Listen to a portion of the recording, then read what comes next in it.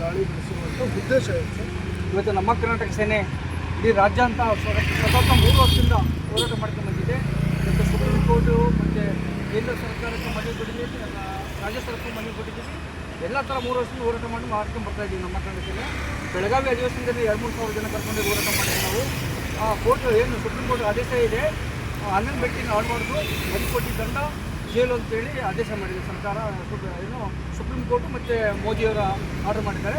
ಇವತ್ತು ನಮ್ಮ ಕರ್ನಾಟಕ ಸೇನೆ ರಾಜ್ಯ ಯುವ ಘಟಕ ಅಧ್ಯಕ್ಷ ರಘುಪತಿ ಕೋಟಿ ಮತ್ತು ಸುರೇಶ್ ನಾಯಕರು ಆನ್ಲೈನ್ ಚೆಕ್ ಮಾಡಿದಾಗ ಅದು ಏನು ಈ ಕಂಪ್ನಿ ಇವತ್ತು ಏನೋ ನಾವು ನುಗ್ಗಿದ್ದಾರೆ 8 ಲಕ್ಷ ರೂಪಾಯಿ ಇದು ಕೊಡ್ತೀವಿ ಗೆದ್ದವರಿಗೆ ಅಂತೇಳಿ ಬಿಟ್ಟಾಗ ಇಮ್ಮಿಡಿಯೇಟ್ ಬೆಳಗ್ಗೆ 10 ಗಂಟೆಗೆ ನಾವೆಲ್ಲ ಸ್ವಚ್ಛ ಮಾಡಿ ಸುಮಾರು ಒಂದು 30 ಜನ ಕಾರ್ಯಕರ್ತರು ನುಗ್ಗಿ ಇವತ್ತು ದಾಂಧಲೆ ಮಾಡಿದ್ದಾರೆ, ಹೋರಾಟ ಮಾಡಿದ್ದಾರೆ. ನಮ್ಮ ಇವತ್ತು ನಾಡಿನ ಮಕ್ಕಳು ಇವತ್ತು DC ತಹಸೀಲ್ದಾರ್ IPS ಆದಂಥ ವಿದ್ಯಾರ್ಥಿಗಳು ಇವತ್ತು ನೇಣು ಹಾಕಿ ಸಾಯ್ತಾ ಇದ್ದಾರೆ. ವಿದ್ಯಾರ್ಥಿಗಳು ಈ 11 ಬೆಟ್ಟಿಂಗ್ ಆಗಿಬಿಟ್ಟು ಸಾಕಷ್ಟು ಜನ ಸುಮಾರು ಜನ ನೇಣು ಹಾಕಿ ಸತ್ತಿದ್ದಾರೆ.